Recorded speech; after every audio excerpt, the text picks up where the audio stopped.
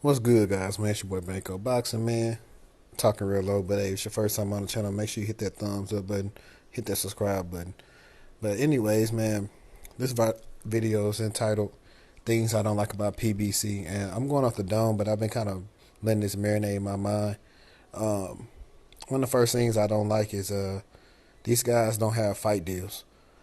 If I'm not memory serves me correct, Floyd might have been the last fighter with Al Heyman that had a fight deal because, you know, Floyd would sign deals with Showtime, and there would be lucrative fight deals. The rest of these guys are on a fight-by-fight basis, fighting under the PBC brand, and it calls for sometimes some lackluster performances from these guys because they don't stay in shape year-round because they don't know when they're fighting again. So that's actually going into my second thing I don't like. There's no plan for these guys, as far as it's not lined up. Like, you know, in the UFC, and if I want to compare this to basketball, soccer, football, you name any other sport, you know what team you're playing next. With these guys, they might have some options of if you can do this or that, but they don't have the set fight dates. So it's like, promise them a lot of times something happen is, oh, Errol Spence beat somebody in January, and then you got rumors of who he can fight. But then Errol Spence don't fight again until like July or August, man. That's what, 5 months. That's a lot of time in between fights.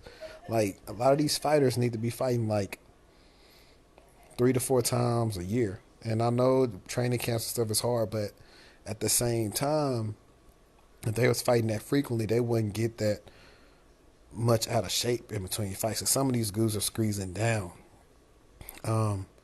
What I might try to do, put right here, is tell you, like, matter of fact, I'm gonna place it right here if you listen to the video. But here's Errol Spence right here telling you how big he gets in between fights. Training for an opponent. Now you just training just to stay in shape, to stay on top of things? Yeah, right now I'm actually training to just lose weight. Because I'm a guy that get high in weight. I get to like to the high 180s, probably like 185, 186. So right now I'm running 2 times a day. It's the fix. I got some suggestions for them to fix that. So, all right, I said 1, fight deals. 2, no fight schedules. 3 would be if these guys are their own boss. Why don't they fight on other networks? Granted, I know sometimes the issue is like with Al Heyman or Bob Arum or whatever, but we know if the fight make money, it makes sense. First Wilder Fury fight didn't make that much money. Granted, Fury was not with Bob Arum at the time, but you see they ran it back for the second time, and they're going to fight a third time. So there's no excuses for the side of street talk. And with these guys being supposedly their own bosses, they shouldn't have to ask Al. Al should be working for them, not the other way around.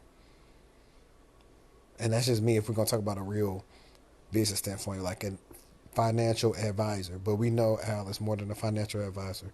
That's just his title he uses as a loophole to manipulate things and not get in trouble for it, because he won his lawsuits, I think, with Top Rank and Golden Boy. I think we're on 4, the over-marination of fights, man. You know what I'm saying? We had some fights we could have seen a long time ago. And then what's happened is people have lost. Jared Hurd lost. J-Rock then lost again. Charlo lost. We saw Keith Thurman take an L. Man, you know what I'm saying? We had some classic fights we could have seen with Bud and Keith Thurman, Errol Spence early on. That whole 154-pound division. Jared Hurd, Jamel Charlo. Like, it's just ridiculous, man. It's too much marination, man. You would swear these boys was marinating some food to throw on the grill. That's how good they be marinating over there in PBC.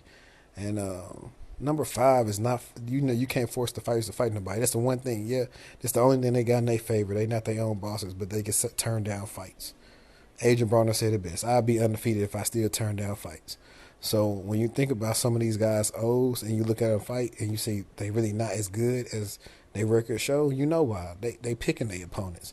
Which, granted, every fight can't be a hard fight or you're going to have a short career, but Come on, bro. Like he can't force his dudes to fight nobody. You got Gary Russell been on freaking Leo Santa Cruz's neck for the longest, hadn't got the fight, calling out Tank, this and that. Tank. Well, granted, him and the Tevin Farmer thing was mishandled.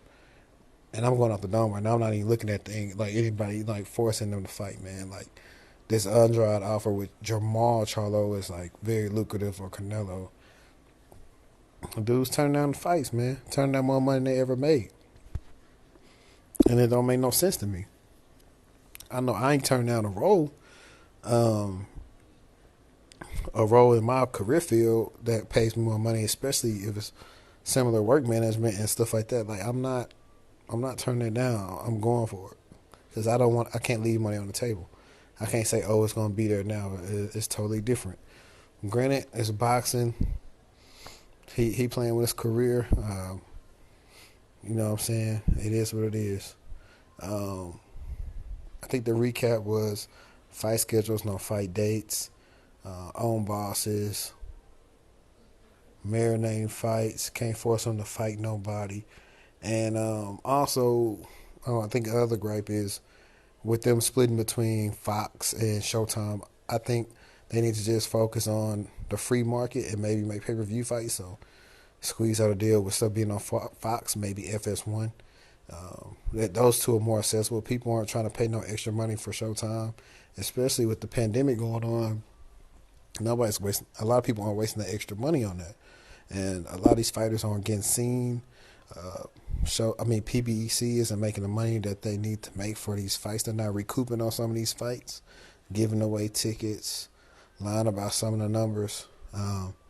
It's hard to come up with the money. See, if they had like Top Rank, for example, for on a minimum, I think Terrence Crawford gets a minimum of like 3-5 a fight, a minimum. Key word, guys. Listen, that means if all else fails, he gets a minimum of that. But also, they have a budget, so they know what they're gonna be able to do, this or that, or how they're gonna move these fights around. If they got to throw it on pay-per-view, they will. But they still have a budget. With PBC, they have a budget, but it's just a little more different. As Bomac said, it's kind of run like a mom and pop shop. They don't know what they're doing. You know what I'm saying? They haven't built any stars at PBC. If you can name me one. I mean, if you want to go and say Wilder, okay, I guess. He ain't doing no astronomical numbers when it comes to pay-per-view. If you want to say Errol Spence, I guess. What the Deshaun Porter numbers do. Those they're probably, you know what I'm saying, two biggest people, if you want to say that PBC grew them. Because the other guys they had, like, hate it or love it, I mean, he's still a name of the sport, you know. I mean, these people like Danny Garcia, the Keith Thurmans, Adrian Bronner, they were made on HBO. So they made their names on HBO, and everybody used to tune in and watch HBO. That's how, you know, AB got that big push early on. But yeah, man, that's just some of my gripes I got with PBC. A lot of, you know, most of my gripes. For the most part, it started out like it was supposed to be a pretty good thing, and you know, over the I think it started in 2015. So we have 5-year product now to judge it on, and it's just not. It's not what it was hyped up to be. It needs new management. They can still turn around. They got a lot of good fighters. They just got to management better and let them fight. But we just want to see them fight the best. But hey, you know what it is, man. It's your boy Banco Boxing, man. Make sure you subscribe to the channel. Check me out on Facebook, Twitter, Instagram, Snapchat. You name it, man. Check me out, man. And make sure you share this to your friends and family. I'm out.